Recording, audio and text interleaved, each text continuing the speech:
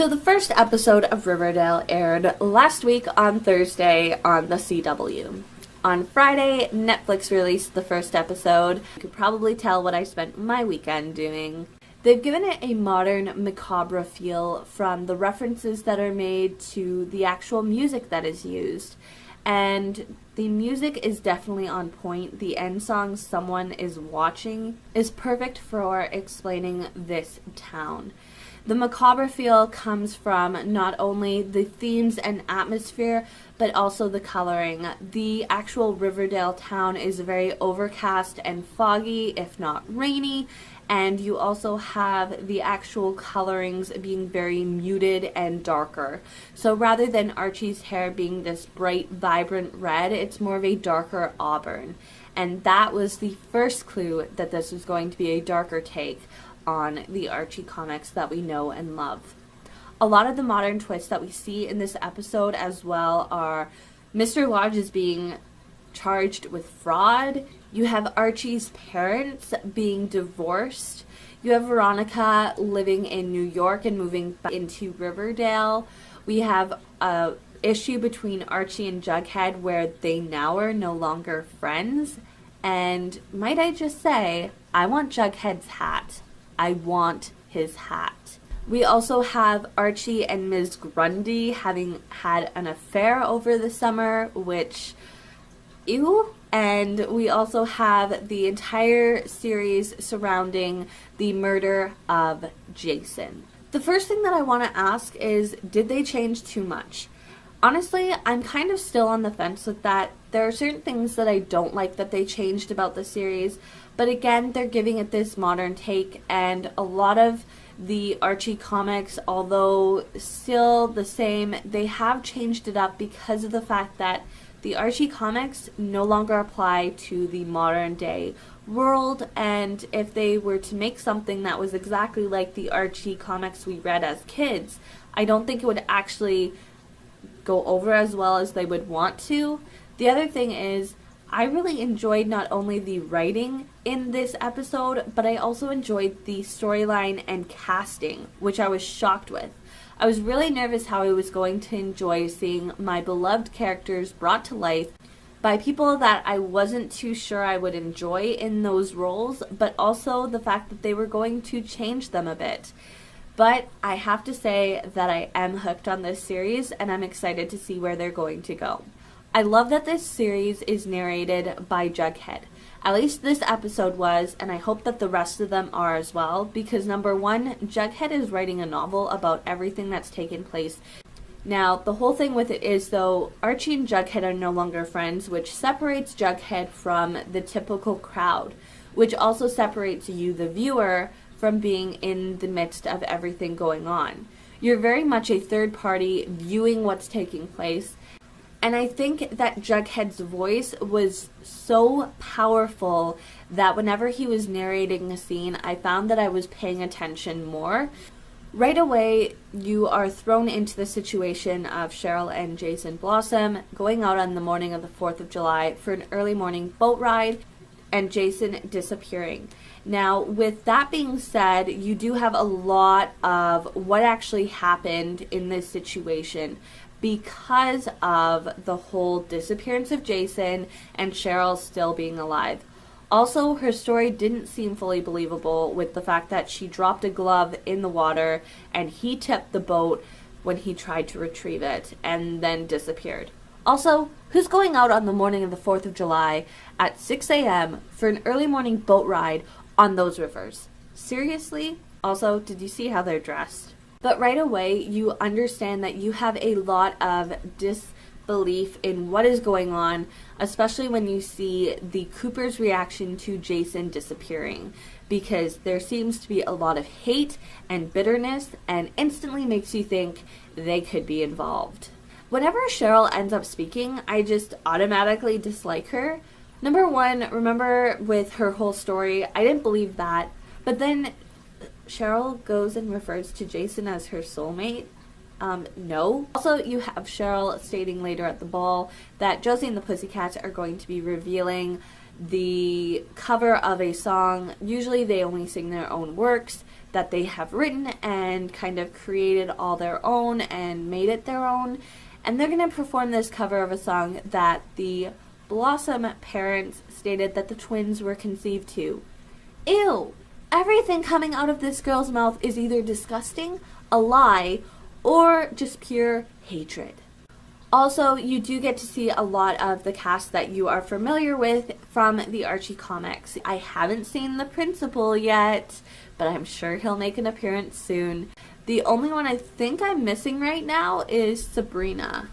You also have Archie's uncomfortable situation with Cheryl, and that comes to be known because of the revelation of his, having a personal relationship with Ms. Grundy, and they were actually out at Sweetwater River the morning that it took place with this accident, and they heard a gunshot. So there's a lot going on to begin with, but then you have this other information that gets revealed. It also makes you think, how many times did these two meet that now she's uncomfortable with it, but still. It's very believable that Mr. Lodge is currently being charged with fraud. The main reason why I state that is because of the fact that Mr. Lodge was the only rich person in Riverdale, whereas everybody else lived modest income, modest home, modest means. So something in the series always led you to think there was something more going on. The fact that this modern day twist of him being charged with fraud makes it completely believable. I think it's interesting that they're changing up Betty's character a little bit more. There's a scene where she clenches her fist and she ends up leaving bloody nail marks in her palm because of this issue, where it makes you realize there's a lot more going on. She's not this perfect person, but she's had to become that way, and there's a lot of underlying emotions that are not being shown. She also reveals to Veronica that Polly was hurt by Jason because Jason and Polly were dating, but that Mrs. Cooper broke her, which makes you know that there's a lot of things that are not being said. And it also makes you wonder what actually happened for Mrs. Cooper to do this. I also enjoyed the fact that Veronica stood up to Cheryl. And the whole thing with it is Cheryl's world, I think, is slowly crumbling because it has to do with the fact that because this lie is going to get found out, you can feel it just resonating there. But you also have the fact that Cheryl is just this spiteful character. And every single interaction between Veronica and Cheryl looks like she's going to cry. The scene after the cheerleading tryouts, and also the scene when Archie and Veronica leave the, closet in her house. Both of those times she looked like she was either going to start crying or her eyes were already filled with tears. So there's something going on with Cheryl. Part of me wants to know, but the other part of me is like, yeah, whatever. I really don't like you to begin with. You're very much the villain of this group. The feels that I had in the moment when Veronica called Archie Archiekins was just, yeah, I don't have to state anything. If you guys have grown up reading Archie comics as kids, when you hear Archiekins, even if you weren't a Veronica Archie fan and you were a Betty and Archie fan, really? Archiekins is just like a key phrase that everybody who knows about Archie knows. And it was said, and I was just, everything was right. Everything was right in that moment. I'm really intrigued to find out if the bag that appeared at the house and Mrs. Lodge is looking at it, she's thinking it's from Hiram, but I think that there could be a bit of mystery surrounding that. Is it actually from him? Could there be something else going on? What are the repercussions of this actually happening? So, this is all going on. So we'll see what actually happens there. The actual talk between Archie and his father, where he talks about being confident in your decisions, and the decisions you make today are going to shape and mold you into who you're going to be in the future. I think that really goes to show that this Riverdale is much different from the actual Riverdale that we're used to seeing in the comics. If you guys open any Archie comic, you're going to see these bright pop art colors that are used there. In this Riverdale, it's a very shadowed, muted color contrast to that Riverdale. And I think in this key moment of Archie and his father in front of their house, it very much shows that this is not the Riverdale that you know and love. This is a Riverdale that you're going to see a lot of shadows and a lot of mystery and secrets that are being kept or lied about.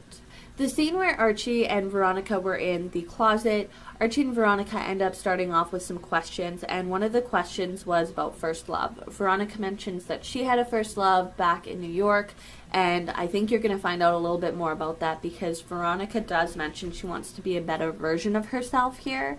Also, after the party, you see her go home and she kind of puts her head on her mom's lap, and it makes you think what actually happened in her past. Like, something she's not talking about happened. The other thing is Archie mentions that his first love was Ms. Grundy. Now, the only reason why I'm assuming it's Ms. Grundy is because Ms. Grundy is the only thing that you kind of see with regards to the past summer. So you're kind of left to assume that his first love was Ms. Grundy, which, again, I mentioned earlier about Archie and Jughead no longer being friends, and this intrigues me for the reason of what actually happened between them. I'd like to see this kind of, you know, grow, expand. Could it be because of Ms. Grundy? Because Archie goes and sits down at the table with Jughead, and Jughead basically says, go and talk to her. That would have gone a long way between, like, us with what happened. So what happened between them? I'm really intrigued to find out because, to be completely honest, Jughead looks a little bit more goth nowadays with this episode. So we'll see, like, something's gone on between the two of them. I'm excited to see that reveal. I think that is the thing that I'm very intrigued about right now, and I'm hopeful that in the next episode that does get revealed. The scene at the end where Archie goes up to Betty and basically states that Betty is perfect and he never has been good enough for her and he never will be good enough for her really drives me bonkers. I don't like when people state, you know, I have the right to make this decision. Like, this is what I see you as, and this is what I see myself as, and I don't appreciate seeing that. I feel like that's such an insult to both characters. There is an over narration of Jughead stating, and that night it wasn't one heart that broke, it was two. So you do understand that Archie does have some feelings for Betty. So at the end of the episode, you do see Jason's body is found. You see the gunshot wound to the head.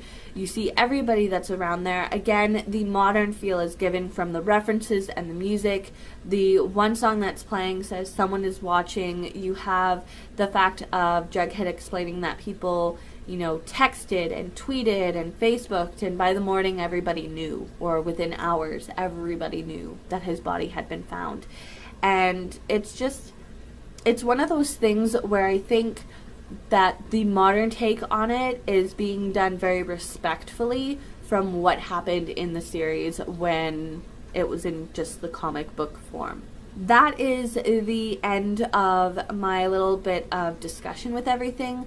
I do have some quotes that I really enjoyed in the episode that I want to share with you guys, and it's mainly for the fact that I think that it goes to show that they have really good writers. I'm not usually one to find quotes that I like in an episode, but this happened and I ended up watching it a second time just to be able to write the quotes down. The first one is earlier in the story when Betty is in her room and she's getting ready to go out that night with Archie, and her friend says, "Game changer, Archie got hot. He's got abs now. 6 more reasons for you to take that ginger bull by the horns tonight." Also, there's 2 quotes that I have from the interactions between Josie and the Pussycats and Archie, and it's actually from Josie. The first is, she says, "You're staring at our pussycat ears," which is rude, and she also calls him Justin Gingerlake. The next one I have is done by Veronica, and she's saying it to Cheryl after the cheerleading tryouts. "You wanted fire?